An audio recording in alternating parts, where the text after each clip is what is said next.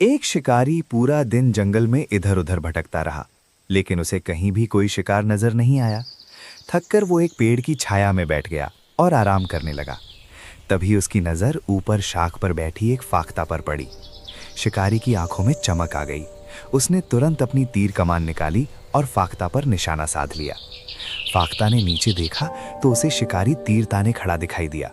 वो घबरा गई और उड़ने का सोचने लगी, मगर जैसे ही उसने पंख फैलाए, अचानक पास की एक शाख पर एक खतरनाक बाज आकर बैठ गया। उसकी तेज नजरें फाख्ता पर टिकी थीं।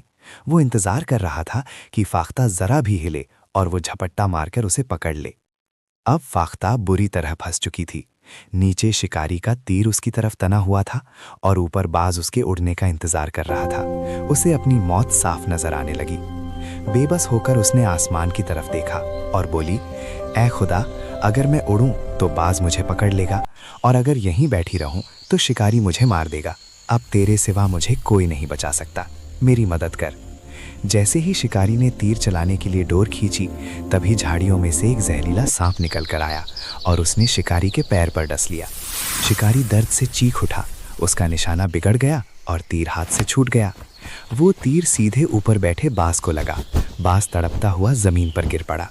दूसरी तरफ सांप के जहर से शिकारी भी कुछ ही पलों में वहीं गिर गया। दोनों दुश्मन जो फाख्ता की जान लेने आए थे, अपने अंजाम तक पहुंच गए। फाख्ता ने राहत की सांस ली, खुदा का शुक्र अदा किया और खुशी खुशी अपने घोंसले की ओर उड़ गई। सच है, कभी कभी सब्र करना ही सबसे बड़ी समझदारी होती है। मदद अक्सर वहीं से आती है जहां से इंसान सोच भी नहीं सकता।